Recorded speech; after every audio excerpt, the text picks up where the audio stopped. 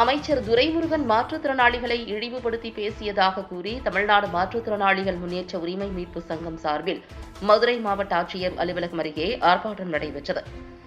கடந்த ஏப்ரல் 5ஆம் தேதி நடைபெற்ற திமுக பொதுக்கூட்டத்தில் பேசிய அக்கட்சியின் பொதுச் செயலரும் நீர்வளத்துறை அமைச்சருமான துரைமுருகன் மாற்றுத்திறனாளிகள் குறித்து இழிவாக பேசினார். இதற்கு பல்வேறு அமைப்பினர் கண்டனம் தெரிவித்தனர். இதனைத் தொடர்ந்து அமைச்சர் துரைமுருகன் மாற்றுத்திறனாளிகளை இழிவுபடுத்தி பேசியதாக கூறி மதுரை மாவட்ட ஆட்சியர் அலுவலகம் முன்பு தமிழ்நாடு மாற்றுத்திறனாளிகள் முன்னேற்ற உரிமை மீட்பு சங்கம் சார்பில் ஆர்ப்பாட்டம் நடத்தினர்.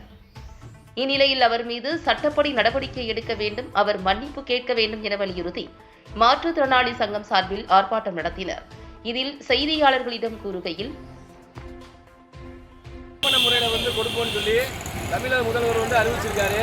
அதுக்காக சட்டமன்றத்தில் தீர்மானம் நிறைவேற்றப்பட்டு அரசு ஆணையம் வெளிவரும் போது பழைய முன்னாள் முதல்வர் கலைஞர் கருணாநிதி அவர்கள் என்னன்னா ஊனமுற்றவர் என்பதை மாற்றுத்திறனாளிகள், அதாவது டிஃபரன்ட்லி ஏபிள்னு சொல்லி அவர் கௌரவப்படுத்தியிருக்காரு.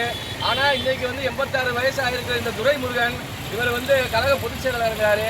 இவர் என்ன சொல்லியிருக்காருன்னா, மாற்றுத்திறனாளிகளை ஒரு பொதுக்கூட்டத்தில், அதாவது அதை மாற்றுத்திறனாளிகள் அவங்க பாதுகாப்பு சட்டம் ஏற்றிருக்காங்க. இந்த சட்டம் தீண்டாமை ஒழிப்பு சட்டத்துக்கு நிகரான சட்டம்.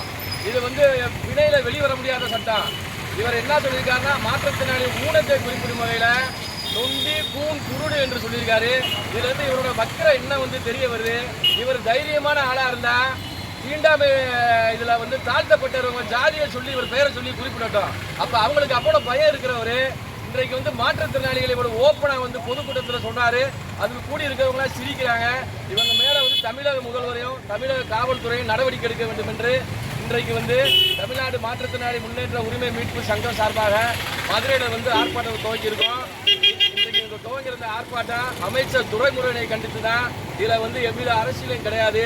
மாற்றுத்திறனாளிகள் ஒட்டுமொத்த சமூகத்தை கேவலப்படுத்தி அவர் வேண்டுமென்று அவரோட வக்கர எண்ணத்தை வெளியிட்டு இருக்காரு. உடனடியாக அவர் இன்னும் 2 நாட்கள் தருவோம், 2 நாட்களுக்குள்ள மன்னிப்பு கேட்கணும். அப்படி மன்னிப்பு கேட்கலன்னா தமிழகம் தழுவிய போராட்டம் நடைபெறும். மேலும் உயர்நீதிமன்றத்தில் வழக்கு கொடுத்து இவர் மேலே மாற்றுத்திறனாளிகள் பாதுகாப்பு சட்டப்படி இது வினையில் வெளிவர முடியாத வழக்கை தொடுப்பதற்கு உயர்நீதிமன்றத்துக்கு ரெடியாக இருக்கிறோம். நீர்வளத்துறை அமைச்சர் துரைமுருகன் அவர்களை கண்டித்து அவர்கள் மாற்றுத்திறனாளிகளை இழிவாக பேசியுள்ளார்.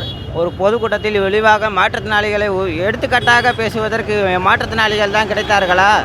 அவர்கள் மன்னிப்பு கேட்கும் வரை எங்களுடைய போராட்டம் நிற்காது, தொடர்ந்து நடைபெறும். அவர் மன்னிப்பு கேட்ட பிறகுதான் எங்களுடைய ஆதங்கம் குறையும் என்பதை இத்தருணத்தில் தெரிவித்துக் கொள்கிறேன்.